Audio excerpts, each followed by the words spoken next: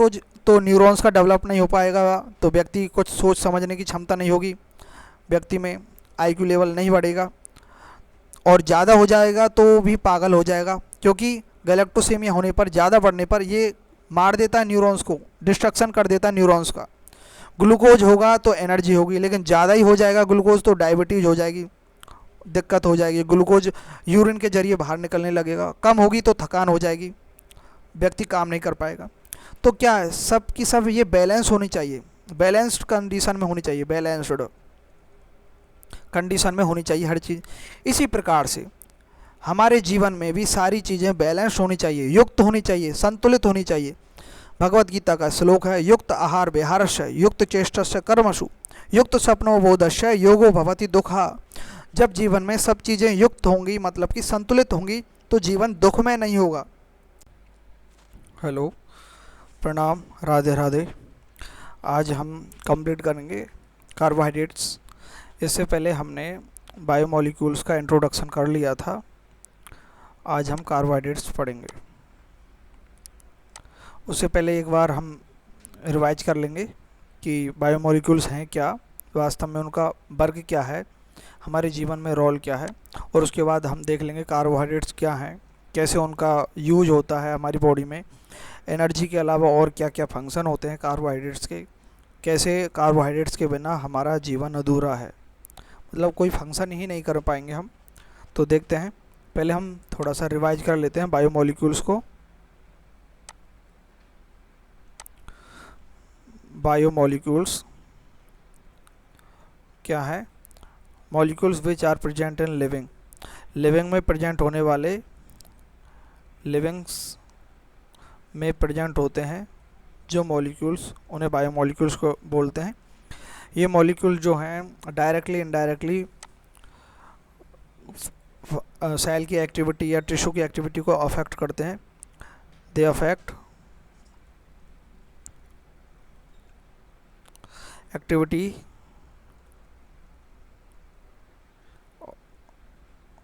Sales और tissues directly और indirectly. ये बायोमोलिक्यूल्स जो होते हैं, ये बायोमोलिक्यूल्स जो हैं, जैसे कि हमारा कोई भी बॉडी का लिविंग का कोई पार्ट है, जैसे कि वेजिटेबल हुआ या फिर कोई लिवर का पीस हुआ, इसके अंदर से हमने एनालिसिस करके निकाला था। कैसे निकाला था बायोमोलिक्यूल्स को?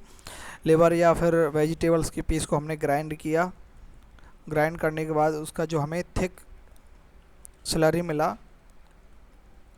उसको हमने छान लिया विद द हेल्प ऑफ चीज क्लॉथ।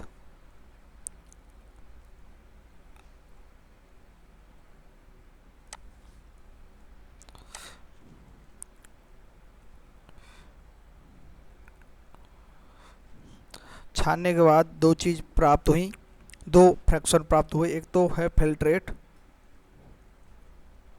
और दूसरा है रिटर्नटेट। देखिए कैसे कैसे प्राप्त हुआ। ये हमने स्लरी ली, ये भी कर लिया, इसके ऊपर एक चीज़ क्लॉथ रख दिया। चीज़ क्लॉथ वह है जो पनीर बनाने के लिए जो कपड़ा यूज में आता है ना, बहुत बारीक होता है, या फिर कॉटन का कोई भी कपड़ा छानने के लिए लेते हैं। ग्राइंड किया हुआ लिवर या फिर वेजिटेबल को जो ग्राइंड कर लेते हैं तो एक थिक पेस्ट बन जाता है। उस पेस्ट को यहाँ पर रखा हमने इस क्लॉथ के ऊपर, और ये बीकर है, इसमें छनकर जो आया इसका नाम दिया फिल्ट्रेट। और ये क्या है? एसिड सॉल्यूबल पूल भी बोलते हैं इसे, एसिड सॉल्यूबल पूल भी बोलते हैं इसको। और जो रिमेनिंग बचा रह गया ऊपर, उसे रिटेंटेट बोलते हैं, जिसे एसिड इनसॉल्यूबल पूल भी बोला जाता था, इनसॉल्यूबल पूल भी बोलते हैं। और ये जो फिल्ट्रेट है, फिल्ट्रेट के अंदर thousands of organic compound present थे, ऑर्गेनिक कंपाउंड मिले थे साइंटिस्ट को, और साथ में कुछ इनऑर्गेनिक कंपाउंड्स भी मिले, जैसे कि सल्फेट, फॉस्फेट, अदर्स, इस प्रकार के कंपाउंड मिले थे, और एलिमेंट्स वगैरह सारे के सारे मिले थे। तो ये बायोमोलिक्यूल्स हैं। बायोमोलिक्यूल्स जैसे कि ऑर्गेनिक मॉलिक्यूल्स जो हैं वे हैं जैसे कि प्रोटीन हो गया, कार्बोहाइड्रेट हो गया, ये सारे के सारे हम डिटेल्स में पढ़ेंगे। लिपिड्स हो गए, लिपिड, फैट और amino acid, nucleic acid, ETC, ये सारे के सारे क्या हैं, बायोमोलिक्यूल्स हैं। ये ऑर्गेनिक है। ये क्या है, biomolecules are the basis of life. Biomolecules जो हैं बेसिस ऑफ लाइफ, जीवन का आधार है, क्योंकि इन्हीं से ही मिलकर के सेल बनी है बायोमोलिक्यूल्स। ये एक कोऑर्डिनेटेड वे में अरेंज रहते हैं, कोऑर्डिनेटेड वे में फंक्शन करते हैं, उसके कारण सेल फंक्शन करती है। अगर हम protein, carbohydrate, lipids, nucleic acid, amino acid, इन सारे जो है बायोमोलिक्यूल्स हैं, इनको अगर हम एक कंटेनर में या फिर टेस्ट ट्यूब में रख देते हैं तो ये लिविंग थिंग्स हैं, लेकिन लिविंग नहीं है। ठीक है, तो ये लिविंग थिंग्स नहीं है, केवल लिविंग मॉलिक्यूल्स रहेंगे बोल सकते हैं इनके, लेकिन कोई भी जीवन नहीं बन सकता इनको ऐसे ही रखने पर। नेचर के हिसाब से ये सारे एक दूसरे में कोऑर्डिनेटेड वे में फंक्शन करते हैं। फॉस्फोलिपिड से सेल की मेम्ब्रेन बनती है, न्यूक्लिक एसिड और उनसे क्या बनता है, न्यूक्लियस बनता है, RNA DNA बनते हैं, प्रोटीन बनते हैं और साइटोप्लाज्म बनता है। इस प्रकार से कोऑर्डिनेटेड वे में एक लाइफ का फॉर्मेशन करते हैं, इसलिए biomolecules are basis of life. ठीक है, बायोमोलिक्यूल्स दो प्रकार के होते हैं। एक तो मैक्रोमोलिक्यूल्स होते हैं, मैक्रो जो 800 डाल्टन से ज़्यादा वेट होता है उनका, 800 डाल्टन से। ये क्या मैक्रोमोलिक्यूल क्या होते हैं, पॉलीमर होते हैं किसके, माइक्रोमोलिक्यूल्स के। माइक्रोमोलिक्यूल्स क्या है, सिंगल यूनिट में होते हैं, 800 डाल्टन से कम होता है इनका वेट। ये हम पहले पढ़ चुके हैं इसलिए मैं फास्टली बता रहा हूँ। माइक्रोमोलिक्यूल्स में क्या आता है, glucose, nucleotide, tides, amino acids, ETC, ये आते हैं। और मैक्रोमोलिक्यूल्स में क्या आते हैं, पॉलीसेकेराइड जैसे कार्बोहाइड्रेट्स हो गए सारे, वो पॉलीसेकेराइड हो गए। कार्बोहाइड्रेट में ग्लूकोज भी आता है, लेकिन ग्लूकोज की यूनिट मिल करके बहुत सारी ग्लाइकोजन बना देता है, तो ग्लाइकोजन ये भी क्या है, मैक्रोमोलिक्यूल है, क्योंकि ये पॉलीसेकेराइड है। ठीक है, और हो गया जैसे कि न्यूक्लिक एसिड क्या है, न्यूक्लियोटाइड्स की बहुत सारी यूनिट मिल करके पॉलीन्यूक्लियोटाइड बना देती हैं। पॉलीन्यूक्लियोटाइड क्या है, मैक्रोमोलिक्यूल है। पॉलीन्यूक्लियोटाइड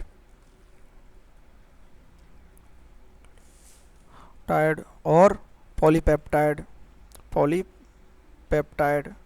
ये सारे के सारे क्या है, मैक्रोमोलिक्यूल है। 800 डाल्टन से ज़्यादा वेट होता है, लेकिन एक एक्सेप्शन है, लिपिड जो है मैक्रोमोलिक्यूल है, लेकिन इसका जो है 800 डाल्टन से ज़्यादा वेट नहीं होता है, 800 डाल्टन के लगभग होता है, लेकिन ये क्या है, कॉम्प्लेक्सिटी शो करता है, कॉम्प्लेक्स स्ट्रक्चर होता है इसकी, इस कारण से इसे मैक्रोमोलिक्यूल्स में रखा जाता है। ये जो है बायोमोलिक्यूल्स का इंट्रोडक्शन हुआ। बायोमोलिक्यूल्स वे मॉलिक्यूल्स हैं जो लिविंग्स के अंदर प्रेजेंट होते हैं। अब इसमें हम पढ़ते हैं पहले कार्बोहाइड्रेट्स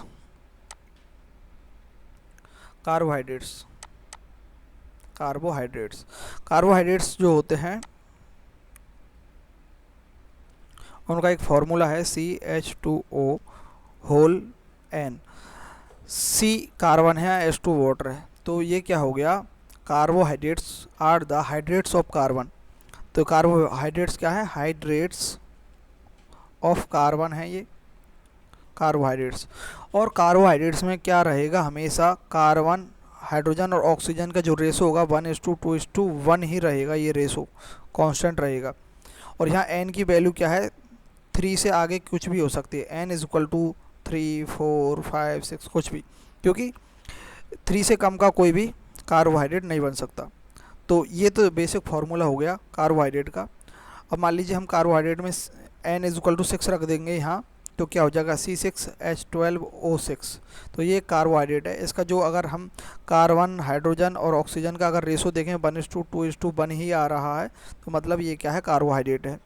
ठीक है, carbohydrate, those molecules consisting carbon, hydrogen and oxygen in 1:2:1 ratio are called carbohydrates. These are hydrates of carbon, ये कार्बन के हाइड्रेट्स होते हैं carbohydrates. These are polyhydroxy aldehyde and polyhydroxy ketone, मतलब कि ये कीटोन और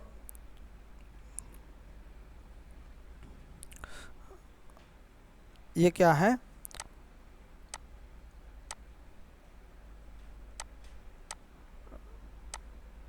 हाँ अरे किधर गया,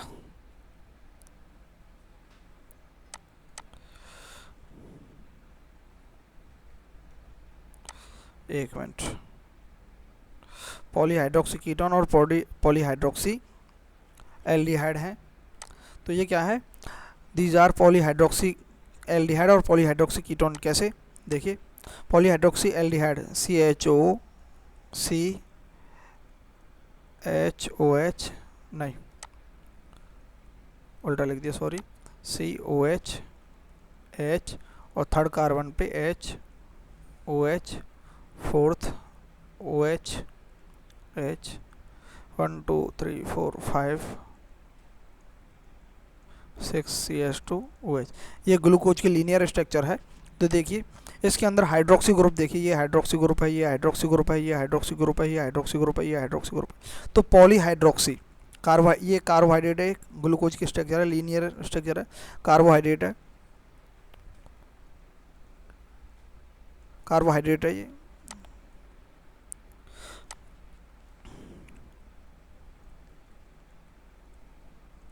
क्या है, ये ग्लूकोज है. और इसमें क्या है, पॉलीहाइड्रोक्सी, ये हाइड्रोक्सी ग्रुप है. तो पॉलीहाइड्रोक्सी, बहुत सारे हाइड्रोक्सी ग्रुप है. पॉलीहाइड्रोक्सी एल्डिहाइड ग्रुप ये रहा. तो कार्बोहाइड्रेट्स क्या है, पॉलीहाइड्रोक्सी एल्डिहाइड, पॉलीहाइड्रोक्सी एल्डिहाइड. और जिनमें एल्डिहाइड ग्रुप प्रेजेंट होता है उनको क्या बोलते हैं, एल्डोज शुगर बोलते हैं, एल्डोज शुगर या एल्डोनिक शुगर बोलते हैं. तो इसलिए ये कार्बोहाइड्रेट्स जो होते हैं ये पॉलीहाइड्रोक्सी एल्डिहाइड होते हैं और पॉलीहाइड्रोक्सी कीटोन भी होते हैं. पॉलीहाइड्रोक्सी कीटोन, देखिए ये स्ट्रक्चर है फ्रक्टोज की, यहाँ एक कीटोन स्ट्रक्चर प्रेजेंट है, कीटोन ग्रुप प्रेजेंट है, ये कीटोन ग्रुप है. तो ये क्या है, पॉलीहाइड्रोक्सी, बहुत सारे हाइड्रोक्सी ग्रुप हैं, ये रहे, ये हाइड्रोक्सी ग्रुप है. तो पॉलीहाइड्रोक्सी कीटोन, तो ये कीटोज शुगर है, कीटोज शुगर है ये फ्रक्टोज की लीनियर स्ट्रक्चर है. तो इसलिए कार्बोहाइड्रेट्स क्या होते हैं, पॉलीहाइड्रोक्सी एल्डिहाइड होते हैं और पॉलीहाइड्रोक्सी कीटोन होते हैं. ये दो प्रकार के ही होते हैं carbohydrate. On the basis of carbonyl group के बेहाव पर दो प्रकार के होते हैं, एल्डिहाइडिक और कीटोनिक. और पॉलीहाइड्रोक्सी होते हैं क्योंकि इनमें हाइड्रोक्सी ग्रुप प्रेजेंट होते हैं एक से ज़्यादा. Carbohydrates are not only provide energy in the living body but also performing other function. Carbohydrate जो होते हैं केवल लिविंग बॉडी के अंदर एनर्जी प्रोवाइड नहीं करते, और भी फंक्शन शो करते हैं. जैसे कि उदाहरण के लिए हम देख लेते हैं एग्जांपल, जैसे कि हेपेरिन हो गया. हेपेरिन एक जो है नेचुरल एंटीकोगुलेंट है, ये हेट्रोपॉलीसैकेराइड है. हेट्रो मतलब अलग अलग सैकेराइड की यूनिट हैं बहुत सारी, हेट्रो यानी अलग अलग, पॉली यानी बहुत सारी, सैकेराइड यानी शुगर की बहुत सारी अलग अलग यूनिट मिल करके हेपेरिन बनाती हैं, इसलिए इसको हेट्रोपॉलीमर बोलते हैं. आगे इसके स्ट्रक्चर वगैरह देखेंगे, लेकिन अभी एग्जांपल देख रहे हैं हम कि जो कार्बोहाइड्रेट्स है वह एनर्जी प्रोवाइड करने के अलावा अदर फंक्शंस भी शो करते हैं. जैसे कि हेपेरिन जो है वह एक one of the natural anti coagulant है. एंटी मतलब विरोध करता है, कोगुलेंट यानी जमाव का, रुकाव का.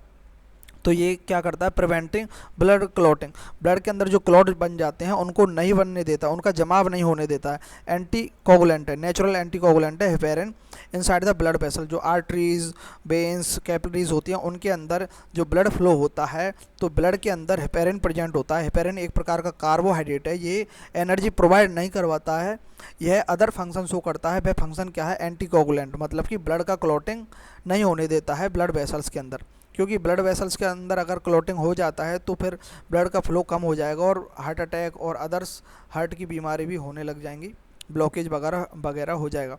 दूसरा एग्जांपल है पेप्टिडोग्लाइकन. पेप्टिडोग्लाइकन भी क्या है, हेट्रोपॉलीसैकेराइड है, हेट्रोपॉलीसैकेराइड है, NAG और NAM से बना हुआ होता है. एन एसिटाइल ग्लूकोजामाइन और एन एसिटाइल म्यूरेमिक एसिड, दो प्रकार की यूनिट है, उनसे ये बना हुआ होता है पेप्टिडोग्लाइकन.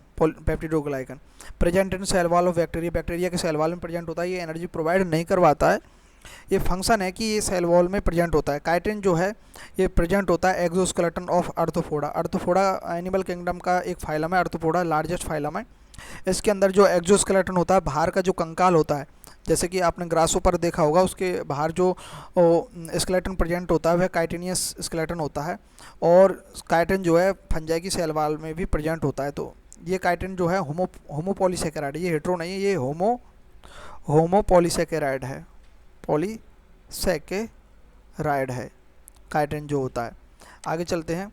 इनुलिन, इनुलिन है ये, इंसुलिन नहीं है, इंसुलिन हार्मोन है। इनुलिन जो है ये कार्बोहाइड्रेट है। ये क्या है, ये भी होमोपॉलीसेकेराइड है, फ्रक्टोपॉलीमर है, मतलब फ्रक्टोज शुगर जो है उसका पॉलीमर है इनुलिन। इनुलिन क्या काम करता है, जीएफआर ग्लोमेरुलस फिल्ट्रेशन रेट को डिटेक्ट करता है इनुलिन, और अदर जो किडनी के फंक्शन है उनको भी डिटेक्ट करने में काम आता है इनुलिन। इनुलिन क्या है, एक फ्रक्टोपॉलीमर है, म्यूकोपॉलीसेकेराइड है।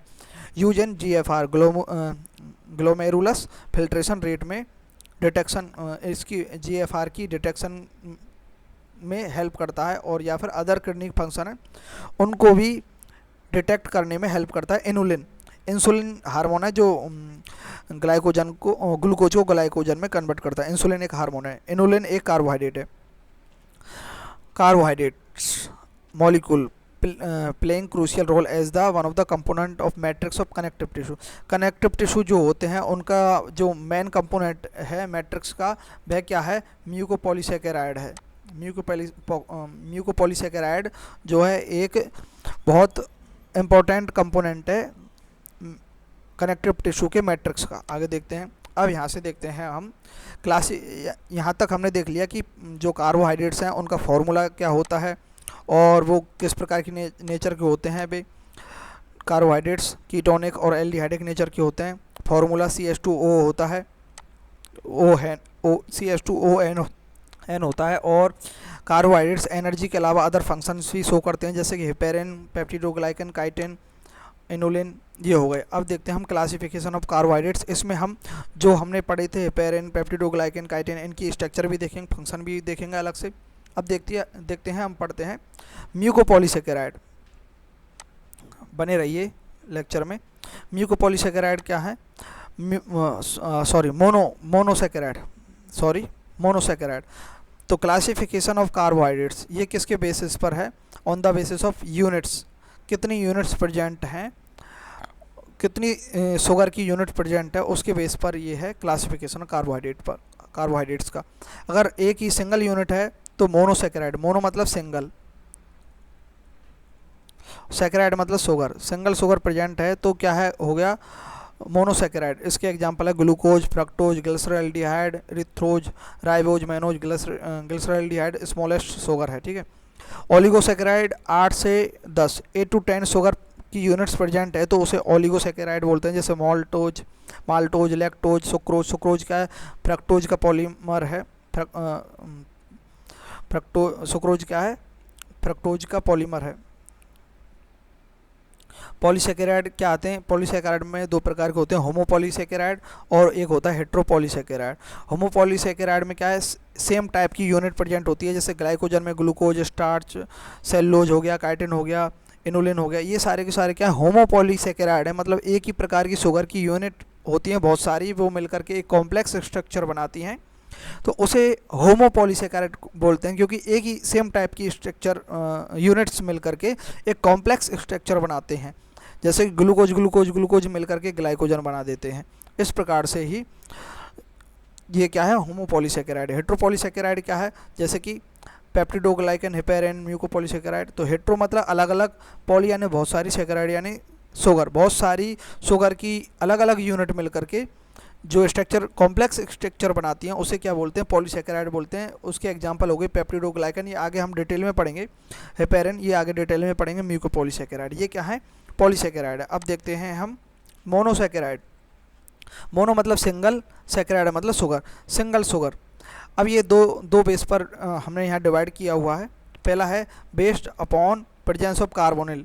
कार्बोनिल ग्रुप के प्रेजेंस पर दो प्रकार की होती है, एक तो होती है एल्डोज शुगर, एल्डोज जो हम पहले देख चुके हैं, और एक होती है कीटोज शुगर। एल्डोज शुगर में क्या है, एल्डिहाइड ग्रुप प्रेजेंट होता है, और कीटोज में क्या है, कीटोन ग्रुप प्रेजेंट होता है। कीटोज में क्या है, कीटोन ग्रुप प्रेजेंट होता है। तो एल्डोज का एग्जाम्पल है ग्लूकोज और कीटोज का एग्जाम्पल है फ्रक्टोज। ये पहले हम स्ट्रक्चर देख चुके हैं, आ गई थोड़ी देर पहले fructose. Based upon number of carbon atom, carbon atom के बेहाफ पर जो मोनोसेकेराइड है वे दूसरे टाइप की हैं। ये जो मोनोसेकेराइड है 3 to 7 कार्बन नंबर तक ही है। 3 से 7 कार्बन एटम तक का जो नंबर है उसके अंदर मोनोसेकेराइड्स आती हैं। अब देखते हैं कौन कौन सी हैं। Based upon number of carbon atoms, 3 carbon की सेकेराइड है, जैसे कि ये बेसिक फार्मूला है। यहाँ n की जगह अगर हम 3 रखते हैं, क्योंकि इस 3 से कम हम नहीं रख सकते, 3 से स्टार्ट होती है n नंबर, 3 कार्बन नंबर। यहाँ 3 रखेंगे तो क्या हो जाएगा C3H6O3। ठीक है, तो ये क्या हो गई 3 कार्बन की ट्राइयोज। ट्राइयोज का एग्जाम्पल क्या हो गया, ग्लिसरॉल्डिहाइड। ये क्या है, स्मॉलेस्ट शुगर है, स्मॉलेस्ट शुगर है ये क्या, ट्राइयोज। आगे है 4 कार्बन की C4H8O4। इसमें फॉर्मूले में अगर यहाँ n की जगह 4 रख देंगे तो C से मल्टीप्लाई करेंगे 4 को, C4, H2 से 4 दूनी 8, H8, ऑक्सीजन से O4। तो इस प्रकार से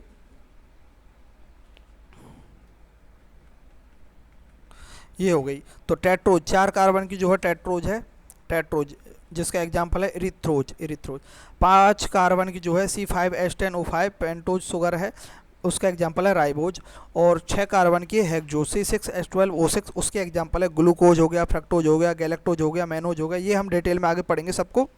अब देखते हैं हम 7 कार्बन की, जिसे बोलते हैं हेप्टोज, C7H14O7। इसमें 7 रख देंगे n की जगह, यहाँ n की जगह 7 रख देंगे तो ये है, ये निकल कर आ जाएगा। इसका एग्जाम्पल है हेप्टोज का सेडो हेप्टोज। ये यहाँ हमारी जो है मोनोसेकेराइड हो गई। अब देखते हैं इनकी डिटेल में स्ट्रक्चर देख लेते हैं। मोनोसेकेराइड स्ट्रक्चर एंड फंक्शन देख लेते हैं। ट्राइयोज जो है C3H6O6 है, ग्लिसरॉल्डिहाइड ये है ट्राइयोज का एग्जाम्पल। देखिए ये कैसे लगते हैं, CHO, COH, H और CH2OH। CHO ये क्या है, एल्डिहाइड ग्रुप है, एक एल्डिहाइड ग्रुप है। और ये जो ग्लिसरॉल्डिहाइड है स्मॉलेस्ट शुगर है, ये इसमें एल्डिहाइड ग्रुप प्रेजेंट है, इसलिए ये एल्डोनिक नेचर की है, एल्डोज शुगर है ये।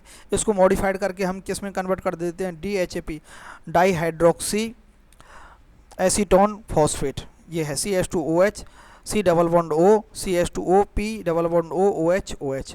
ये क्या है, डाई हाइड्रोक्सी एसीटोन फॉस्फेट है, ये मॉडिफाइड होकर के ट्राइयोज का। तो ट्राइयोज क्या है, ग्लिसरॉल्डिहाइड जो है मॉडिफाइड होकर के DHAP में कन्वर्ट हो जाती है। और जो ग्लिसरॉल्डिहाइड जो है ये एल्डोनिक नेचर की है, और DHAP di hydroxy acetone phosphate जो है कीटोनिक नेचर की। देखिए यहाँ कीटोन ग्रुप प्रेजेंट है, तो ये कीटोज शुगर में कन्वर्ट हो जाती है, कीटोज शुगर। ठीक है, आगे देखते हैं। अब ट्राइयोज हो गया अच्छे से। ट्राइयोज का एग्जांपल है ग्लिसरॉल्डिहाइड, और ये स्ट्रक्चर है, इसमें एल्डिहाइड ग्रुप प्रेजेंट है। आगे आते हैं टेट्रोज। टेट्रोज में 4 कार्बन प्रेजेंट होते हैं।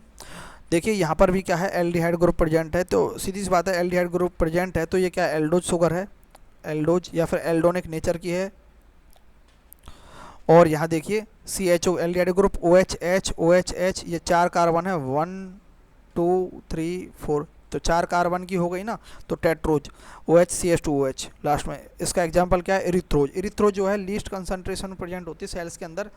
सेल्स जो होती हैं, सेल्स के अंदर बहुत कम कंसंट्रेशन होती है इरिथ्रोज की। ये टेट्रोज है, टेट्रोज शुगर है। आगे आते हैं पेंटोज पर। पेंटोज का जो है C5H10O5, ये फार्मूला हो गया। ये भी क्या है, एल्डिहाइडिक है, एल्डोनिक नेचर की होती है, एल्डोज शुगर है, क्योंकि यहाँ एल्डिहाइडिक ग्रुप प्रेजेंट है, एल्डिहाइड ग्रुप है ये। तो ये कौन सी हो गई, लीनियर एल्डोनिक नेचर है, लीनियर है ये राइबोज। ये 5 कार्बन है, देख लीजिए 1 2 3 4 5, 5 कार्बन है। तो इसको जब साइक्लिक फॉर्म में कन्वर्ट कर दें तो ये ऐसी बन जाती है। इसका जो है ये 1 2 3 4 5, फोर्थ और फर्स्ट कार्बन के बीच में क्या है, लिंकेज बन जाता है ऑक्सीजन के जरिए। तो ये लीनियर एल्डोनिक नेचर हो गई, और ये एल्डोनिक नेचर हो गई क्योंकि एल्डिहाइड ग्रुप प्रेजेंट है ये, और ये साइक्लिक नेचर हो गई राइबोज की। राइबोज जो शुगर है वह आरएनए के फॉर्मेशन में आती है।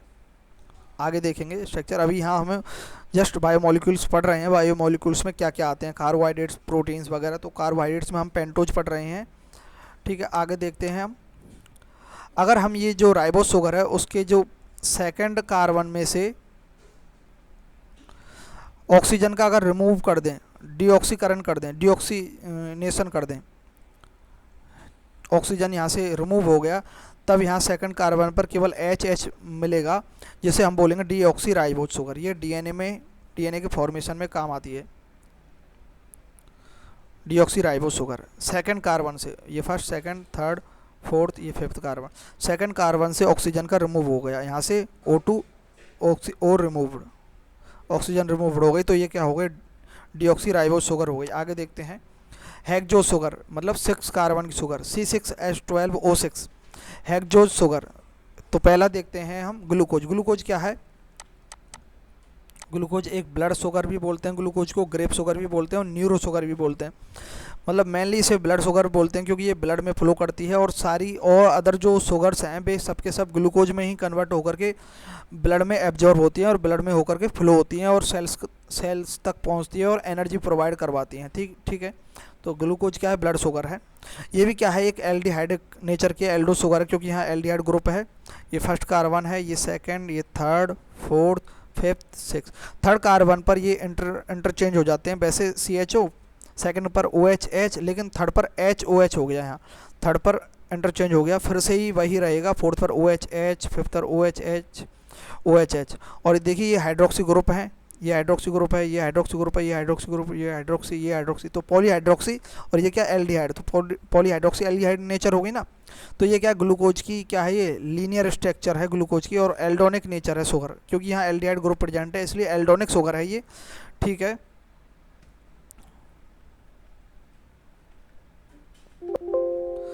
ये एल्डोनिक नेचर हो गई इसकी, ठीक है। अब इसको अगर हम साइक्लिक फॉर्म में कन्वर्ट करते हैं तो ये इस प्रकार से बनती है, ये first carbon, second, third, fourth, fifth, six, ठीक है। फिफ्थ और फर्स्ट कार्बन के बीच में ऑक्सीजन का जो है लिंकेज होता है। फर्स्ट कार्बन पर HOH, सेकंड पर HOH, लेकिन थर्ड पर इंटरचेंज है ना यहाँ, तो यहाँ पर भी OH इंटरचेंज, फिर फोर्थ पर HOH और फिफ्थ पर HCH2OH, ये हो गया। अगर हम ये फर्स्ट कार्बन पर, तो ये जो स्ट्रक्चर बनी है इस स्ट्रक्चर को बोलते हैं अल्फा डी ग्लूकोज। और अगर इस फर्स्ट कार्बन पर हम H की जगह OH कर देते हैं और OH की जगह H कर देते हैं तो इसे क्या बोलते हैं, बीटा डी ग्लूकोज बोलते हैं। कैसा बनेगा बीटा डी ग्लूकोज, ऐसा ही बनेगा। देखिए यहाँ ऑक्सीजन है लेकिन यहाँ बाकी सेम रहेगा, लेकिन फर्स्ट कार्बन पर क्या होगा, ये H है, इसकी जगह ये जो H है ना, इसकी जगह क्या हो जाएगा, OH हो जाएगा, यहाँ OH हो जाएगा, और H की जगह और OH की जगह H हो जाएगा। इसे क्या बोलते हैं, बीटा डी ग्लूकोज बोलते हैं, beta D glucose. Beta D glucose क्या है, डेक्सट्रिन का पॉलीमर है, डेक्सट्रिन का ओलिगोमर है, sorry, oligomer of dextrin is the beta D glucose. Beta dextrin क्या करता है, प्लाज्मा का एक्सपेंडेशन कर देता है, मतलब ये सेल है, सेल के अंदर ये प्लाज्मा है, तो प्लाज्मा का एक्सपेंड कर देता है, फैला देता है प्लाज्मा को, तो प्लाज्मा एक्सपेंडर है डेक्सट्रिन। और डेक्सट्रिन है क्या, oligomer of beta D glucose, beta D glucose का ओलिगोमर है डेक्सट्रिन। अब देखते हैं कॉन्सेप्ट ऑफ ब्लड शुगर, यहाँ थोड़ा सा इंपॉर्टेंट है, समझने वाला है। यहाँ तक हमको केवल याद करने वाला था, यहाँ समझने वाला है कॉन्सेप्ट ऑफ ब्लड शुगर। हमारी बॉडी में ब्लड शुगर वर्क कैसे करता है। देखिए हम जैसे भोजन खाते हैं या फिर कुछ मीठा खाते हैं या फिर गन्ने का जूस पीते हैं, तो हमारे ब्लड के अंदर ग्लूकोज का लेवल इंक्रीज हो जाता है। Glucose, increase level of glucose in blood, जैसे भोजन करते हैं। अब भोजन करते हैं तो ग्लूकोज का लेवल बढ़ गया।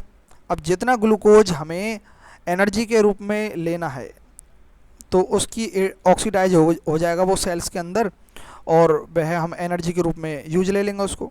लेकिन जो बचा कुचा है, जो एक्स्ट्रा ब्लड के अंदर फ्लो हो रहा है, उस ग्लूकोज का क्या होगा, उस ग्लूकोज का कन्वर्जन हो जाएगा ग्लाइकोजन में with the help of insulin. और इस प्रोसेस को, ग्लूकोज का ग्लाइकोजन में कन्वर्जन होना क्या कहलाता है, ग्लाइकोजेनेसिस, मतलब ग्लाइकोजन का बनना, जेनेसिस सिंथेसिस, मतलब synthesis of glycogen from the glucose that is known as glycogenesis with the help of insulin. और वह ग्लाइकोजन जो होता है बनने के बाद स्टोर हो जाता है इन लिवर या मसल्स या फिर एडिपोज टिश्यू, इनमें वह क्या हो जाता है, जमा हो जाता है क्या, glycogen with the help of insulin. अच्छा, अब ये जमा हो गया, आगे देखते हैं। लिवर और मसल्स के अंदर ग्लाइकोजन जमा है, और जब हम फास्टिंग करते हैं या फिर स्टारवेशन यानी कि भूखे रहते हैं तो क्या होता है, ग्लाइकोजन जो है वह टूट करके दोबारा से ग्लूकोज में बन जाता है। मतलब कि ग्लाइकोजेनोलाइसिस मतलब टूटना, तो ग्लाइकोजन का फिर से टूट करके ग्लूकोज में फॉर्मेशन होना क्या बोला, इस प्रोसेस को क्या बोलते हैं, ग्लाइकोजेनोलाइसिस।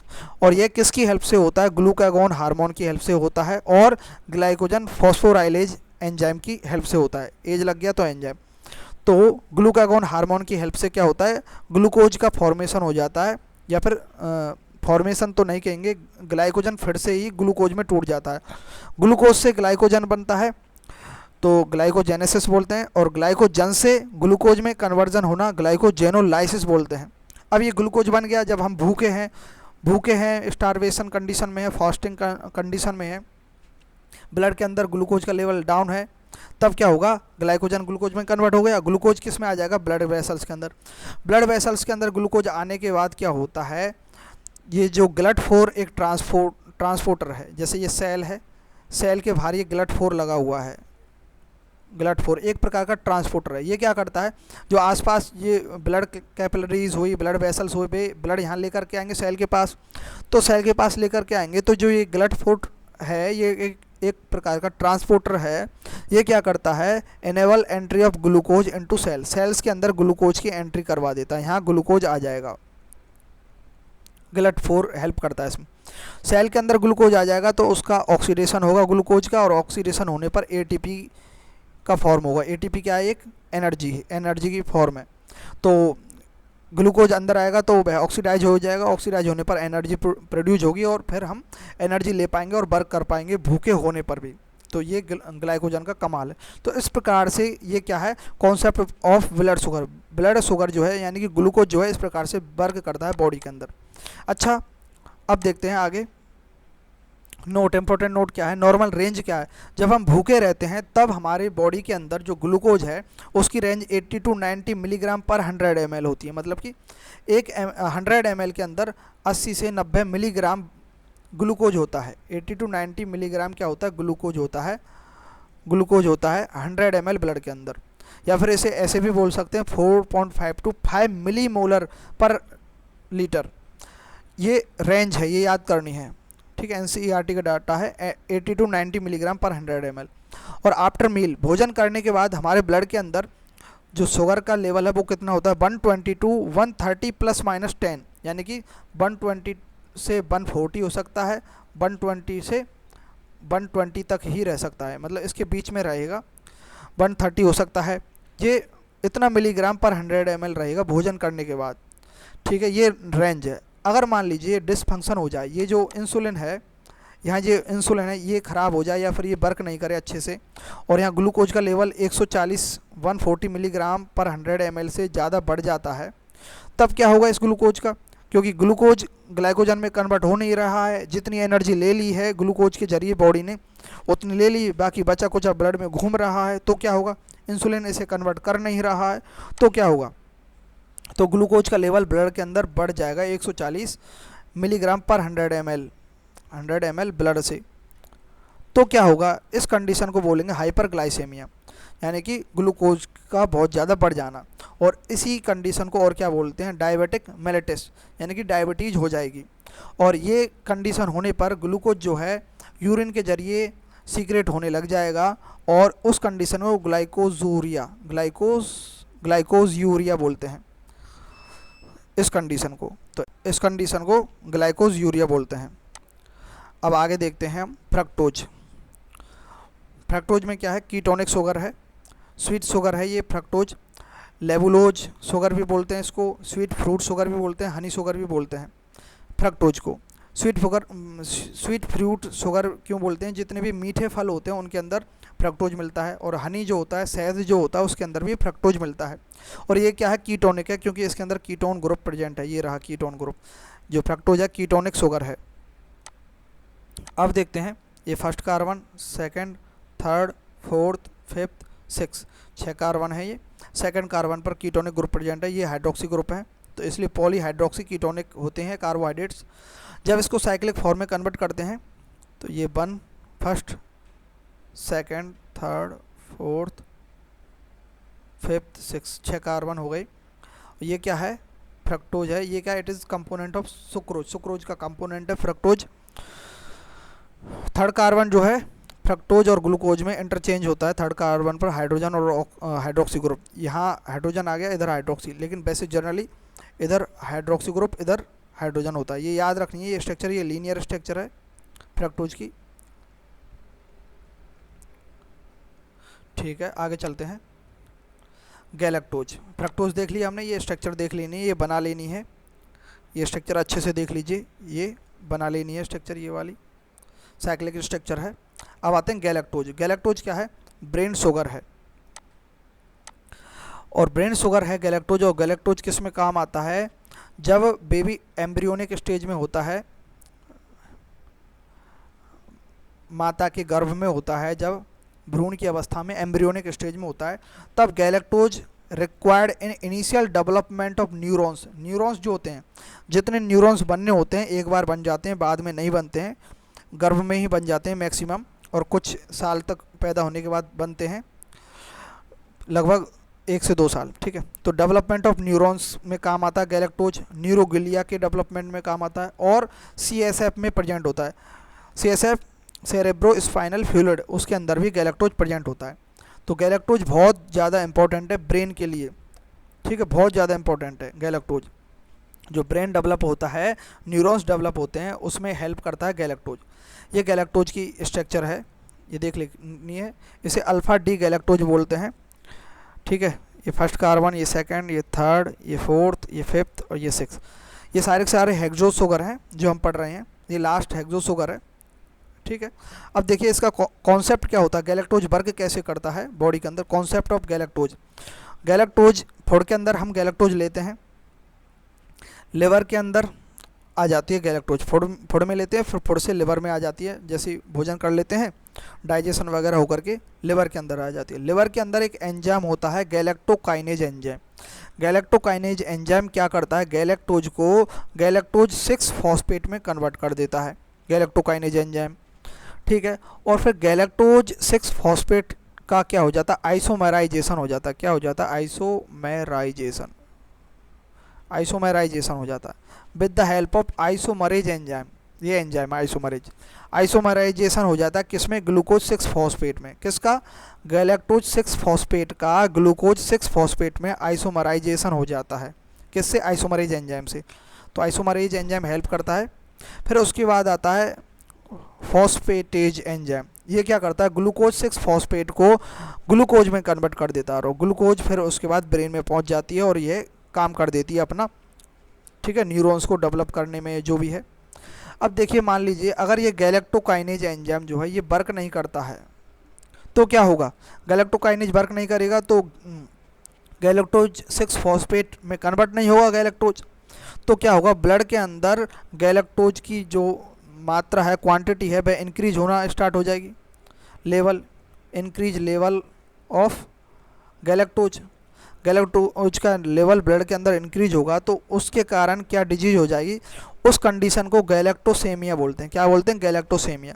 और गैलेक्टोसेमिया होने पर क्या होता है? Destruction of neurons in brain, brain के अंदर न्यूरॉन्स का डिस्ट्रक्शन होना स्टार्ट हो जाता है, और उस कंडीशन को क्या बोलते हैं? Mental retardation. उसके बाद क्या हो जाता है? मेंटली रिटार्ड हो जाता है पर्सन। इसलिए हर चीज़ बैलेंस की होनी चाहिए, जीवन बैलेंस में ही होना चाहिए। कोई भी चीज़ अगर बिगड़ती है जीवन में, लाइफ में, डेली लाइफ में भी, तो फिर चिंता से ग्रसित हो जाता है व्यक्ति। इस पर हम थोड़ा सा बता देते हैं।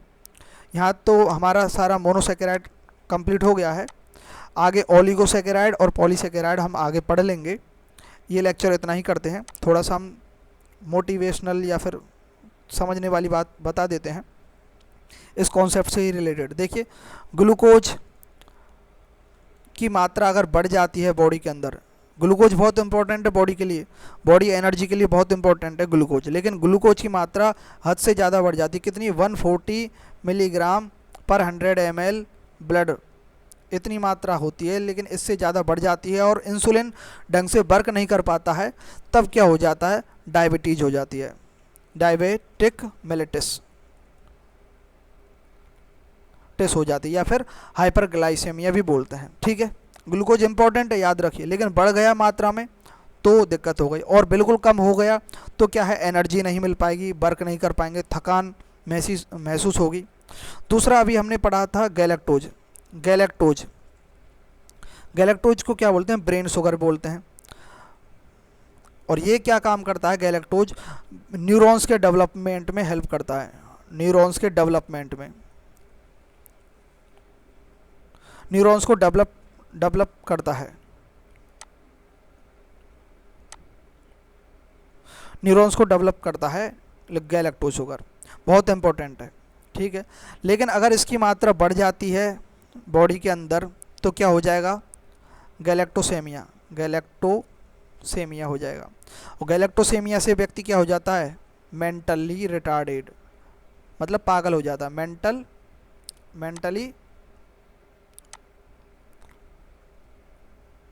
मेंटली रिटार्डेड हो जाता है। तो देखिए, ये कम होगा गैलेक्टोज, तो न्यूरॉन्स का डेवलप नहीं हो पाएगा, तो व्यक्ति कुछ सोच समझने की क्षमता नहीं होगी, व्यक्ति में आईक्यू लेवल नहीं बढ़ेगा, और ज़्यादा हो जाएगा तो भी पागल हो जाएगा, क्योंकि गैलेक्टोसेमिया होने पर, ज़्यादा बढ़ने पर ये मार देता है न्यूरॉन्स को, डिस्ट्रक्शन कर देता है न्यूरॉन्स का। ग्लूकोज होगा तो एनर्जी होगी, लेकिन ज़्यादा ही हो जाएगा ग्लूकोज तो डायबिटीज़ हो जाएगी, दिक्कत हो जाएगी, ग्लूकोज यूरिन के जरिए बाहर निकलने लगेगा। कम होगी तो थकान हो जाएगी, व्यक्ति काम नहीं कर पाएगा। तो क्या है? सब की सब ये बैलेंस होनी चाहिए, बैलेंस्ड कंडीशन में होनी चाहिए, बैलेंस्ड कंडीशन में होनी चाहिए हर चीज़। इसी प्रकार से हमारे जीवन में भी सारी चीज़ें बैलेंस होनी चाहिए, युक्त होनी चाहिए, संतुलित होनी चाहिए। भगवत गीता का श्लोक है, युक्त आहार विहारस्य युक्त चेष्टस्य कर्मसु युक्त स्वप्नो बोधस्य योगो भवति दुःखा। जब जीवन में सब चीज़ें युक्त होंगी, मतलब कि संतुलित होंगी, तो जीवन दुख में नहीं होगा, दुख नहीं होगा जीवन में। लेकिन जैसे ही बैलेंस बिगड़ेगा, डिस्टरबेंस होगा जीवन में, प्रकृति में भी, कुछ में भी डिस्टरबेंस होगा तो फिर डिस्ट्रक्शन होगा।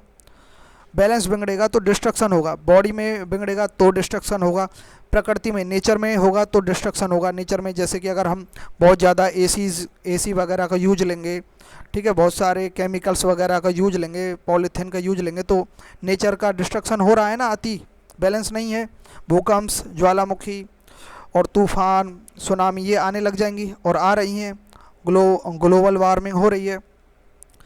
तो और जीवन में हम अब जीवन पर भी लेते हैं, हम जीवन में मान लीजिए एक ही चीज़ को लेकर चिंता में रहते हैं। आजकल सुसाइड हो रहे हैं, कोटा में बहुत जगह हो रहे हैं। क्या करते हैं लोग?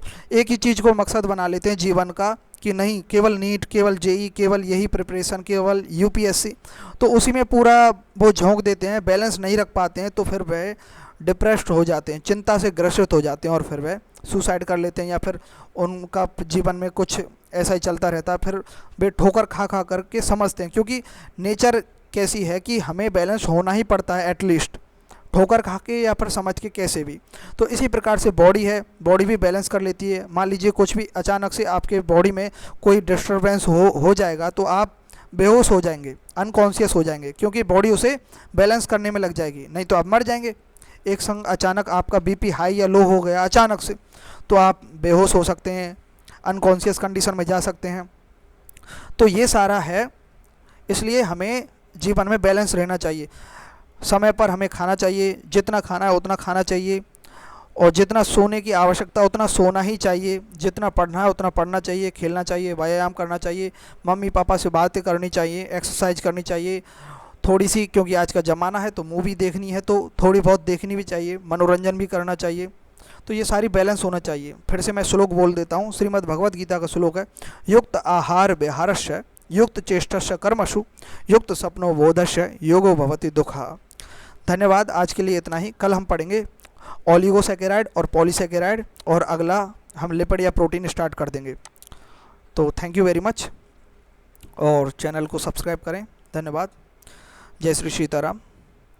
पढ़ते रहें, सही रहें। धन्यवाद।